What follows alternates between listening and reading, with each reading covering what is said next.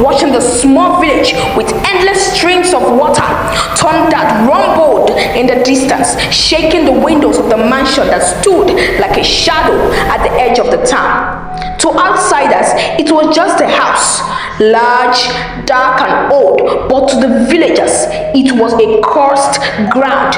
Inside the house lived Mr. Alex, a wealthy widower whose wife, Madam Clara, had died mysteriously years ago. Rumors claimed she had not died peacefully, that she had screamed for hours before the house fell silent. Since then, our bedroom, known as the widow's room, had been locked. The servants were secretly forbidden to enter. When Amara, a 16-year-old orphan, was employed as a maid, she was given one golden rule.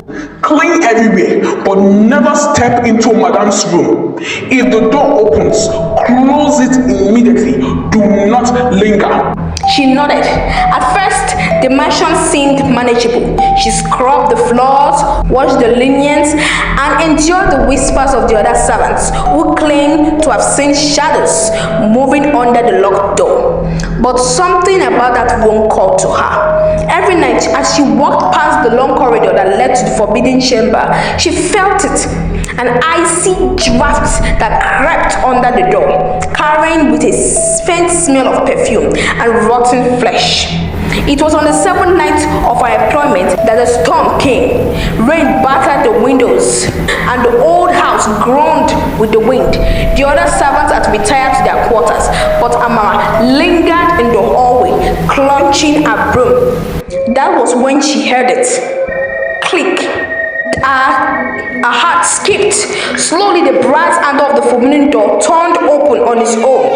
The door creaked open, revealing a slice of darkness within. Her candle flickered violently, nearly going out.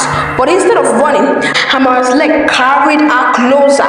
Curiosity overpowered fear. She pushed the door open wider.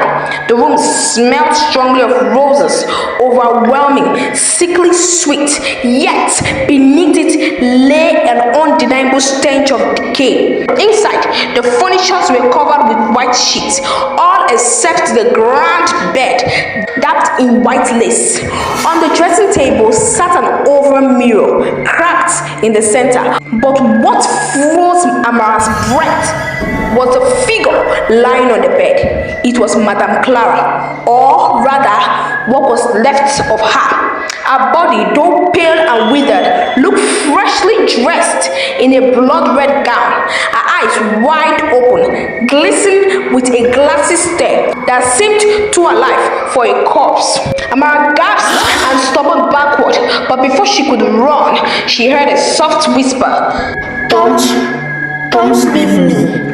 The corpse's lips didn't move, yet the voice filled the room. Amara dropped her candle. The flame went out, plunging her into darkness. The door slammed shut behind her. She screamed and banged on the door, but it wouldn't budge. The perfume grew stronger, choking her. She turned, trembling, and saw a cracked mirror glowing faintly. And in that mirror, Madam Clara sat upright. Her reflection smiled. Do you know why they keep this room locked? A reflection asked, though the corpse on the bed remained stiff and lifeless. Amara's teeth shattered. No, I don't. Because I never left. The reflection revealed the truth. Mr. Alex had poisoned his wife when he discovered she was barren. But Clara, furious and betrayed, had cursed the house with her dying breath. She swore no woman would ever serve her husband in peace. Every man that entered this house, Clara reflection whispered, become mine. And my blood ran cold. Suddenly she noticed something on the floor. Scratches etched into the wooden boards. Words carved desperately by hands before hers.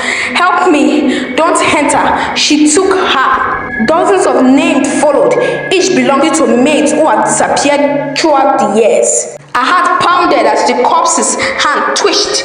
Then another finger. Slowly the dead woman began to rise from the bed, her bones cracking with each moment.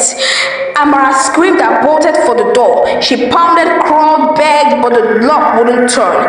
Behind her, the sound of dragging footsteps grew closer. Stay with me forever. The voice echoed, now from every corner of the room. She dared to look back. Madam Clara's face was inch away, skin sagging, teeth blackened, eye glowing faintly. With one last desperate push, Amara forced the door open and trembled into the hallway. She ran blindly down the corridor, not daring to look back. The other servants, hearing her scream, rushed out, but when they reached her, she was no longer screaming. She was laughing. A cold, empty laugh. Her eyes no longer looked like her own. By morning, Amara was gone. The master of the house had told the servants she had run away into the night. They knew better. No one dared ask. But in the widow's room, on the cracked mirror, a new name appeared, etched in fresh blood, Amara. And the next time the door creaked open, it would be another curious soul who entered, never to return again. Stay tuned for part 2. Thank you.